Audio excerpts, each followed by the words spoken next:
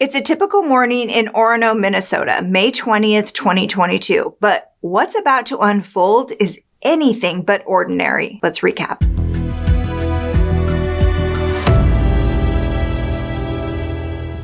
Just before 8 in the morning, police pull over a woman driving like a crazy person. Then they notice something even more suspicious. But our driver, Julissa Thaler, has an excuse for everything. At this point, Julissa starts complaining. She's cold. She wants to get going. What's the big deal? Like all the damage, that busted out back window, the missing tire. It's just some kids shooting BB guns at her car. So one officer agrees to drive her home. But deep down, they know something's wrong with this scene. Then they open Julissa's trunk. Shotgun shells all over the scene. Sadly, this isn't just a body. It's the remains of Julissa's 6-year-old son, Eli. Remember that damaged tire? Well, the damaged rim left a trail that cops follow to find out where she was before the traffic stop. And in a nearby dumpster, they find a child's car seat riddled with bullet holes. They also find a little boy's backpack. His kindergarten homework assignment is still inside. So the cops head back to Julissa's place. That's where they left her that morning. But now she's vanished. Turns out she ditched her bloody clothes in the wash and hit the road on foot. But luck's on the cops' side. They spot her walking nearby and they arrest her on suspicion of murder. Julissa is as sick as they come. Years of mental health struggles and messing with drugs sent her off the deep end. She's all kinds of messed up, talking wild, acting wild, definitely not what anybody would consider mom material. And here's the kicker. If Child Protective Services had just stepped up, Eli might have had a fighting chance, but no, they got all tangled up in their own red tape. They couldn't see the mess right in front of them. It's like they missed the whole dang forest for the trees. Let's back up to 2013. Julissa Thaler bumps into Tori Hart. Both of them, they're just 19 and things heat up fast between them. We'll fast forward a bit and they're shacking up together, playing house. All's good, right? Until Julissa ends up pregnant in 2015. Now here's where things get dicey. Julissa, she's been juggling a cocktail of meds for her mental health since she was practically a kid, in and out of hospital since 13.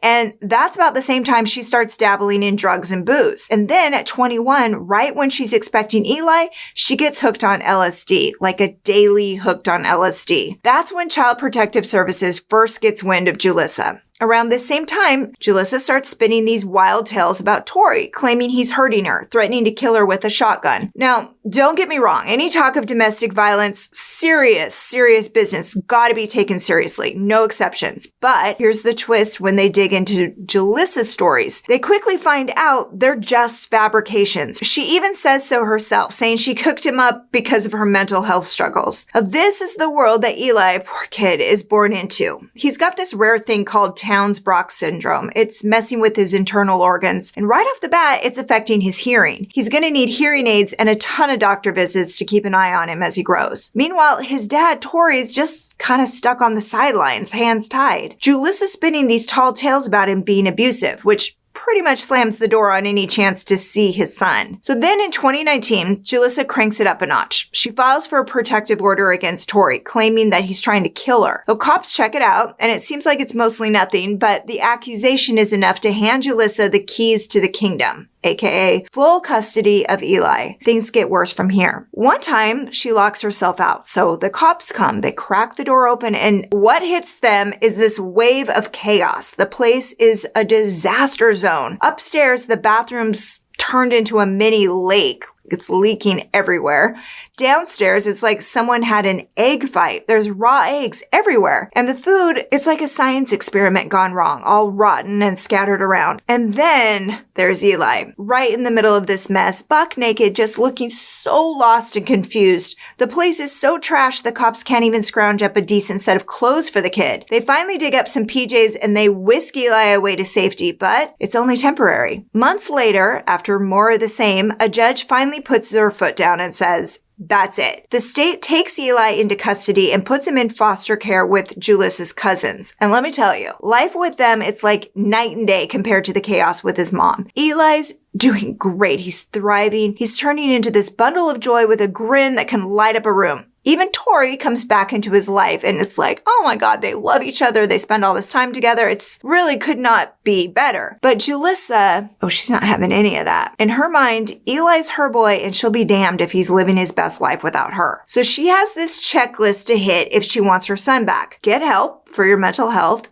keep your house clean and safe, make sure Eli's health is top priority, doctors, visits, and kick the drugs. Tori has his own set of rules. He has to sit through parenting and psych evaluations and submit to random drug tests, but Tori's happy to do whatever it takes to get full custody of his son. He passes all these tests with flying colors. Meanwhile, Julissa lies and cheats her way back into Eli's life. Like, she's cheating on her drug test. She's like caught stealing pain meds. I mean, just all this stuff. She gets kicked out of parenting classes. Just anything and everything that you can think of, she's doing. She's also doing something else to throw a wrench in things. She keeps accusing Tori of abuse, even though he lives 2 hours away by now. See, in Minnesota, unwed fathers have no custodial rights to their kids unless appointed by the courts. And one more piece of red tape for you. Child protection cases take precedence over custody petitions. In April, a judge put Tori's custody petition for Eli on hold until the child protection case closed, according to CARE 11 Investigates. The caseworker in charge of this mess is focused on keeping mom and son together, even if all the red flags say that mom should be nowhere near this child. But the final step in this long process is a trial home visit. As expected, it doesn't go well. On day one, teachers at Eli's school watched Julissa whip into the parking lot like a Fast and Furious movie.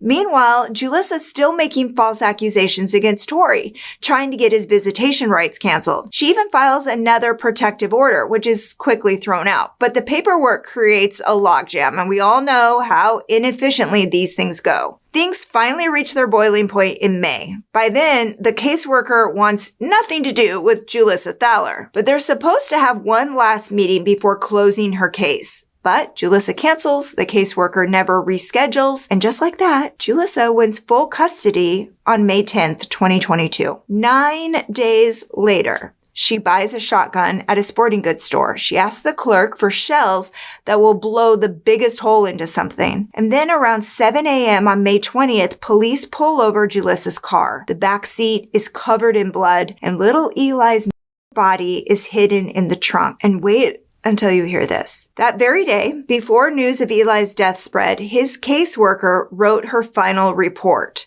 Quote, "At the time of case closing, while there were some concerns about Julissa's parenting, there were no protection issues that required ongoing child protection placement or involvement." Julissa Thaler was found guilty of first and second degree murder in January of 2023. She was sentenced to life in prison without parole 1 month later. Despite the mountain of evidence against her, Julissa takes zero responsibility for it. I'm innocent. You all, you're garbage. And you gotta hear what she says to the judge. The look on her lawyer's face says it all. Julissa claims that somebody else shot Eli in the backseat of her car. This mystery person must have also used her phone to Google, wait until you hear this, most expensive life insurance for child. How to commit a crime and blame child. What's that quote from somebody? Something like, the 9 most terrifying words in English are, "I'm from the government and I'm here to help." What's your take on Eli's story? How do we make sure this never happens again? Drop your thoughts below. Hit that like button if this recap touched you. And don't forget to subscribe for more crime in half the time. I'll see you soon.